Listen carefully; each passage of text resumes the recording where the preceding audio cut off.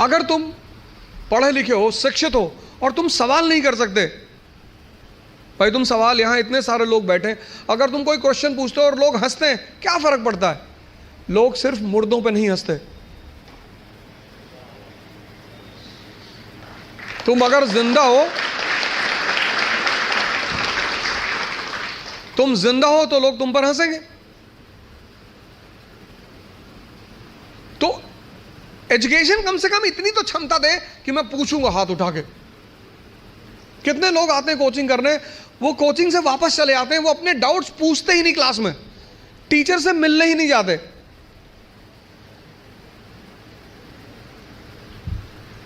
और दुनिया में राइज करने का सबसे अच्छा साधन है बेइज्जती।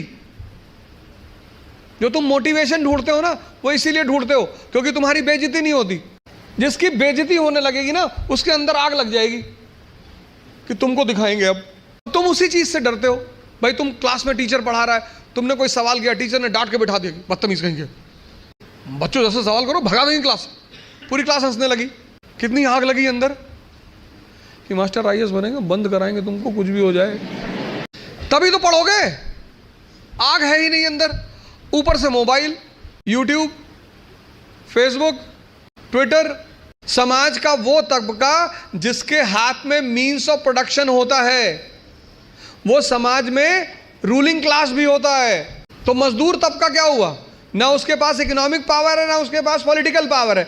और जिसके पास पावर नहीं होगी उसका एक्सप्लॉइटेशन होगा। यह न्यूटन का चौथा नियम है। कहावत है हिंदी में, लकीर के फकीर। मतलब उनको एक ट्रैक पे रख दो, वो उस ट्रैक से कभी हटेंगे ही नहीं। उतना ही करेंगे जितना बताया जाएगा, उतना ही बोलेंगे जितना कहा जाएगा। अमेरिका का एक विद्वान था Thomas Jefferson.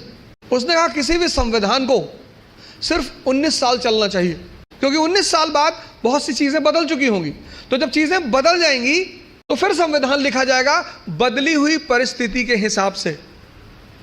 Economic independence gives social independence, यही तो फॉर्मूला है। आर्थिक स्वतंत्रता व्यक्ति को सामाजिक स्वतंत्रता देती है। जीवन मतलब युद्ध। ये लास्ट बात, या तो आप हंस हंस के लड़ोगे या रो रो के लड़ोगे। तुम जब भी ऊपर उठोगे तो ये ग्रेविटी तुम्हें नीचे खींचेगी ना। ऐसा समाज की ग्रेविटी है।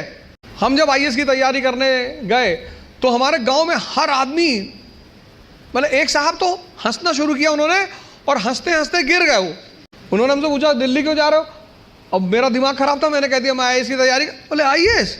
फिर वो हंसने लगे और हंसते हंसते वो गिर गए।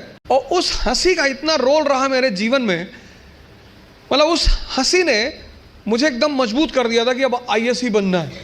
उस दिन मुझे एहसास हुआ कि महाभारत क्यों हुई। आपको कोई डांट दे उतना बुरा नहीं लगता, आपको कोई भगा दे बुरा नहीं लगता। जब लोग हंसते हैं ना, तब बहुत दर्द होता है।